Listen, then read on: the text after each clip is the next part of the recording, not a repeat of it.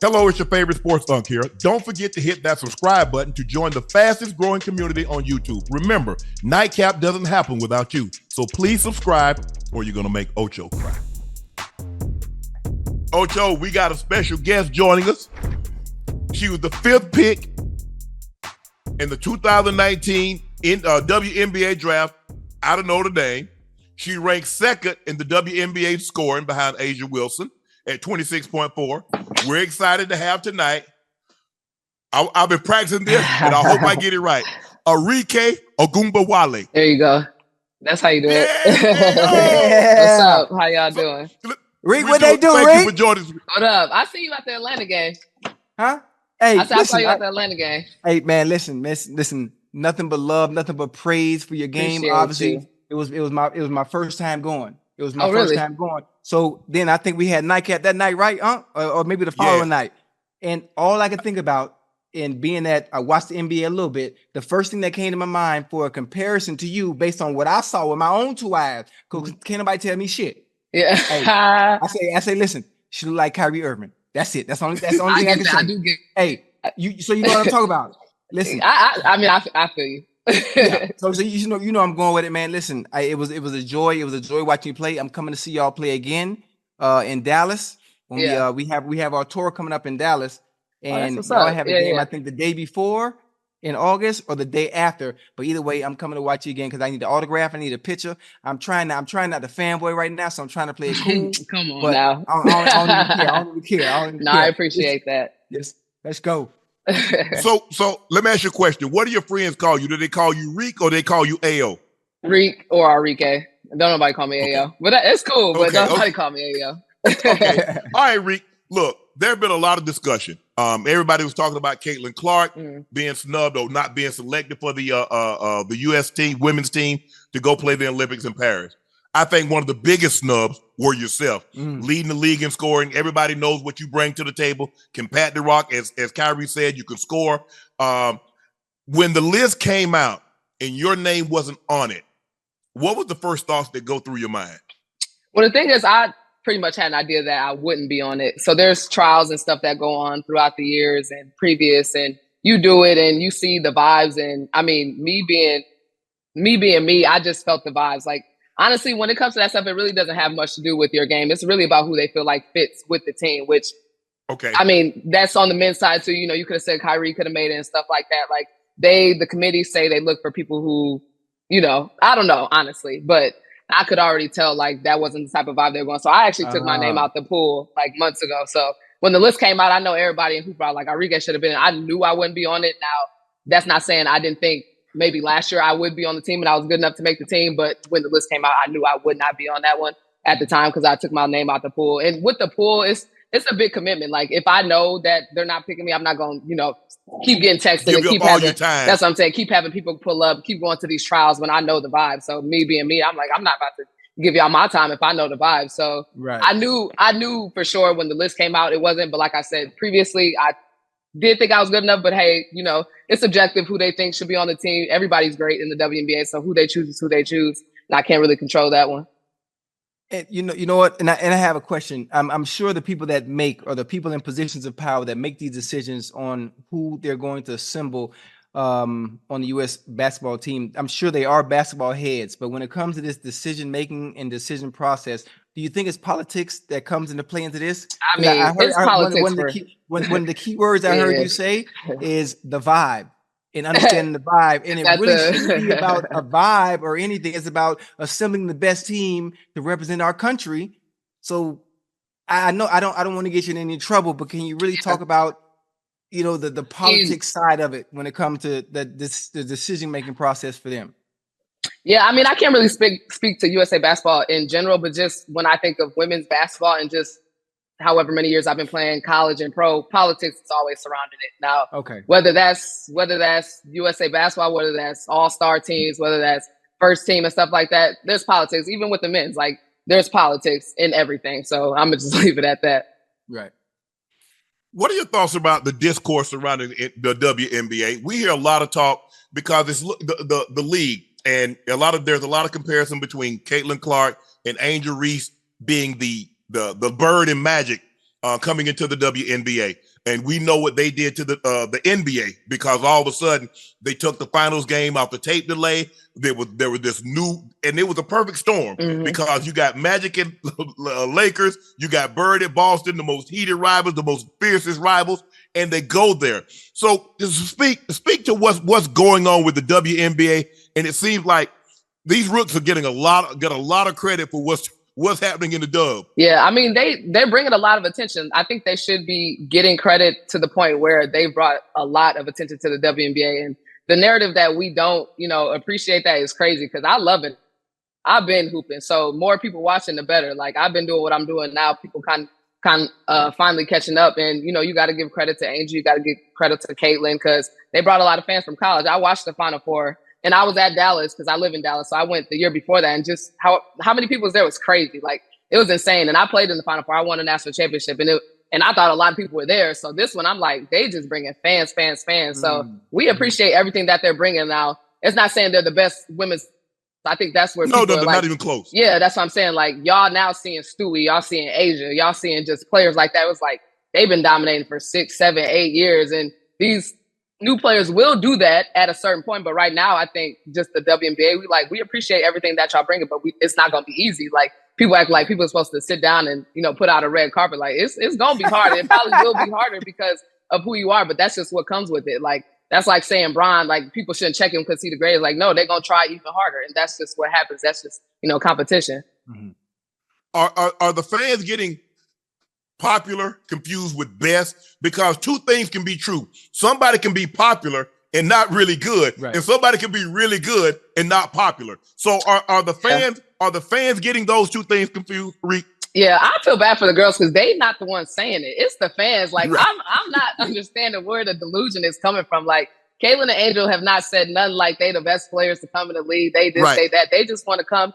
They know it's the WNBA. They know how hard it is. So they probably like, can y'all be quiet a little bit? Because y'all making it harder for me on the court. Like, y'all putting the target on my back. So nobody blames them. Like, it's just the fans and what they bring in. But I think they learned it now that this league is hard. Like, they seeing every night people that they've never even heard of killing or guarding and doing stuff like that. So I think they're going to catch up more, like, because now it's new. It's something to talk about. They want a storyline. But at the end of the day, like, the league's going to keep going and the thing's going to keep being the same. So they either going to waste their breath every day or they just going to enjoy basketball.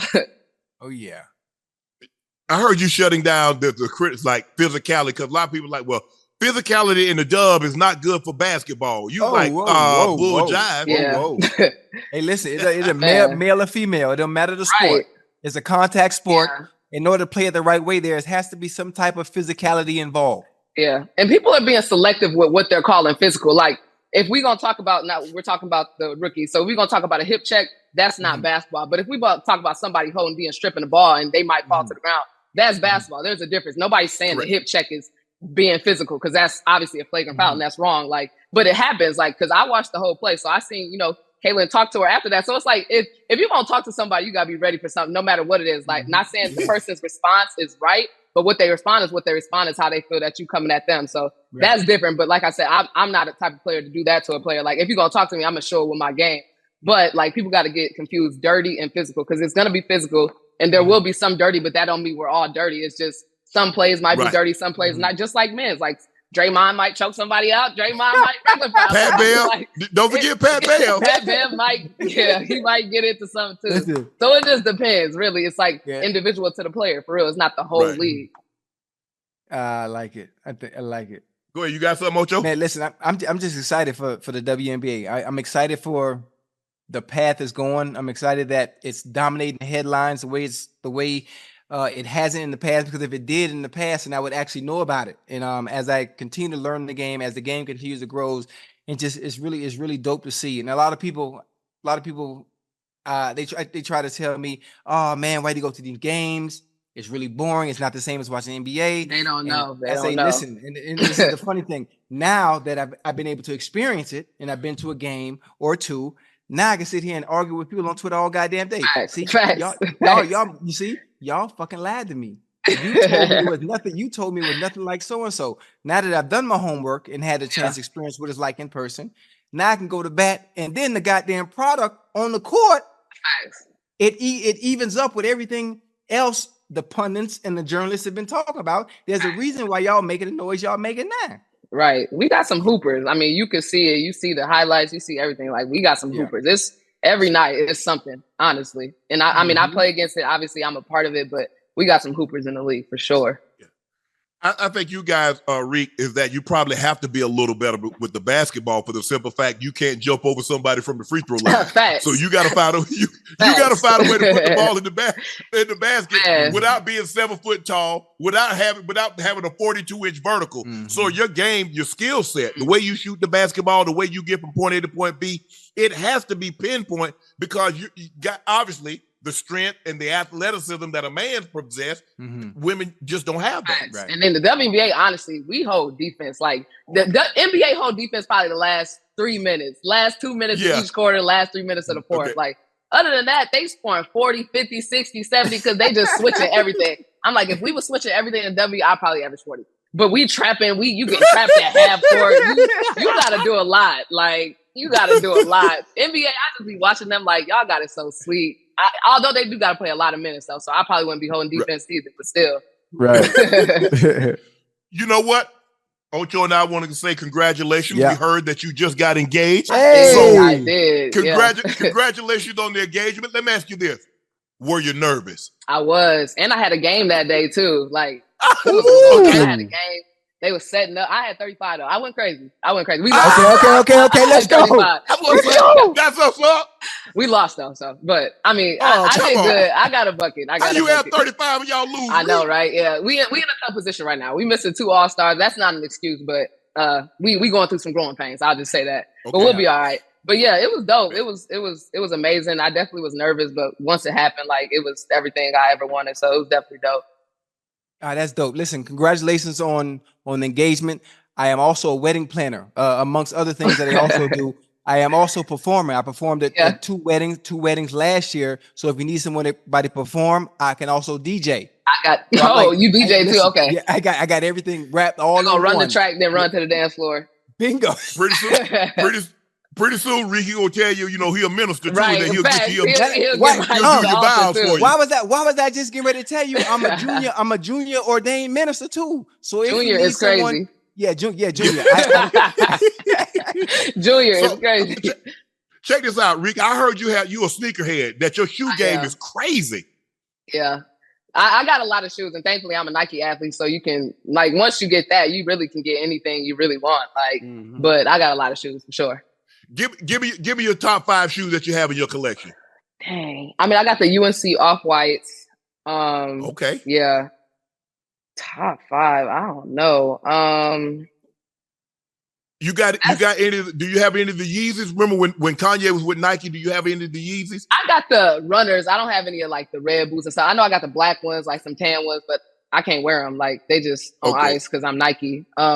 Okay. You got the 750 boots. Yeah, but I don't wear them. Honestly, but the thing is, I'll be in slides. If it's something tough, I'll wear it, but most of the time I'll be in slides or Nike running shoes. So, hey, I also heard you one of the top 5 best dressed. I would say that. Coming to the game. I would say that. Hey, nah, we're not finna do that. It's okay. I agree. You be dripped. Okay. You be putting that shit on. You be putting that shit on. I appreciate that. No, I tried. Yeah. So if you top 5 and you say you're not 2, 3, or 4, 4 or 5, so who your other 4? My other 4 in the league right now, I'll give Tasha Cloud. Okay.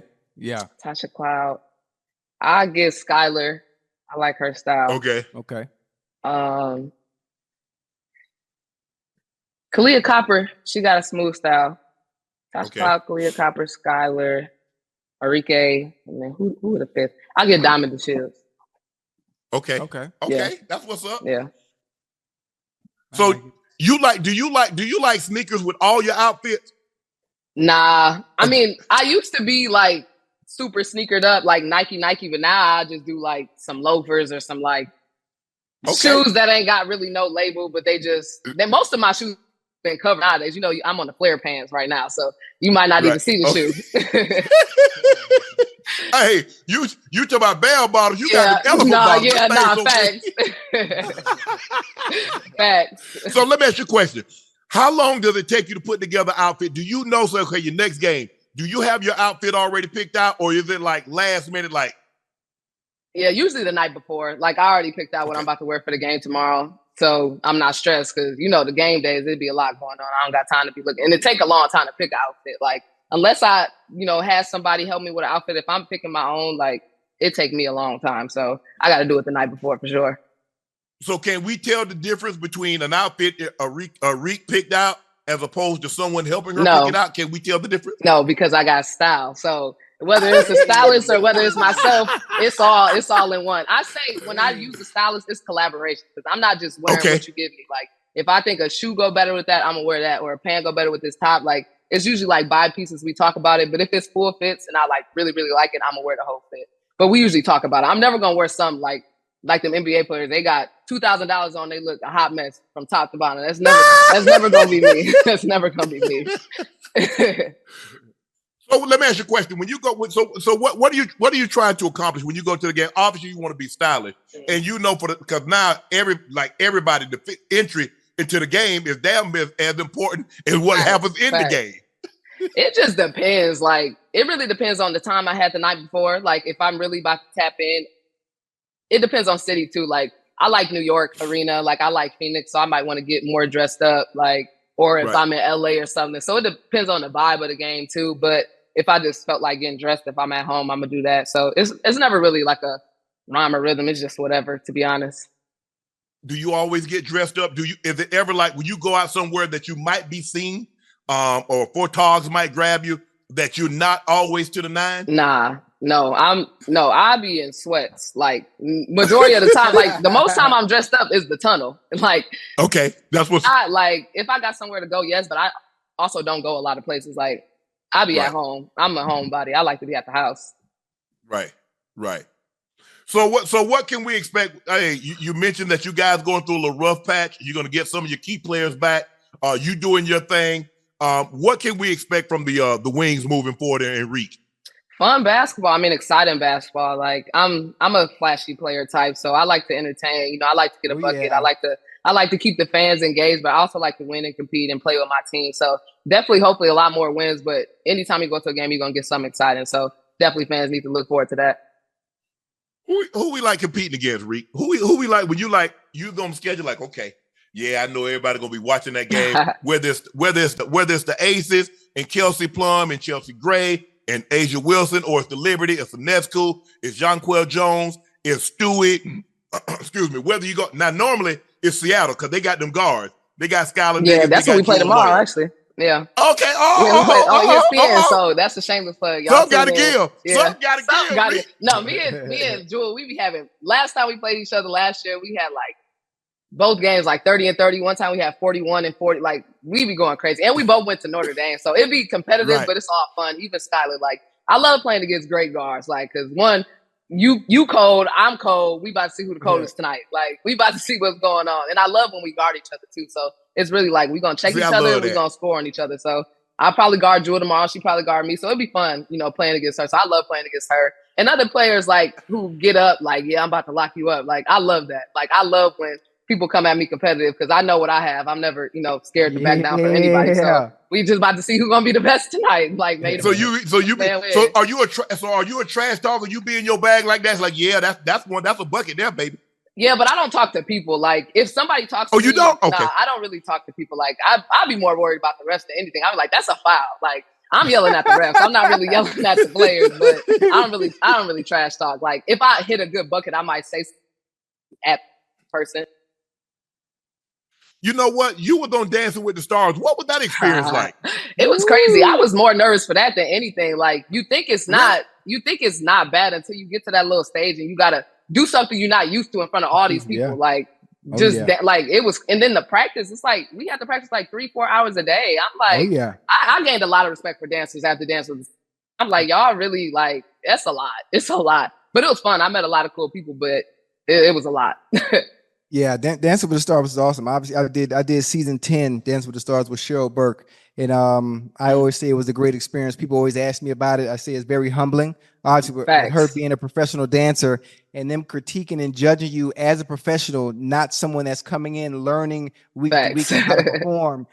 So I mean, it was very enjoyable. The funny thing about it is, I like it about the show. The whole point of the show, to me, it would be taking people with no background experience in dancing and watching them get better week to week. But my season, I had to go against Nicole Scherzinger, who was the lead singer for the Pussycat Dolls, and what she does for a living is entertain and perform in front of people. So I'm like, well, why do y'all have me going against someone that already dances for a living when it comes to their respective craft? So it made no sense. But I did fairly well that season, so I really wasn't tripping. Well, at least you did good. That's all that matters. Yeah. Everyone, please go follow Arike on our social medias. That's Arike _Ogunbowale on IG. Arike _O on Twitter. Reek, thank you for joining us. Good luck the rest of the season. And I got to see both of y'all at a game. Yeah, hey, I told you I'm gonna be there. You know what? If there's a game when we're in town at the on the tour, we'll swing through. All right, bet. I'm gonna hold y'all to it. All right, one. All right, appreciate y'all. Good to see you. Yeah. Thank you. Thanks for coming on with us tonight. Yeah.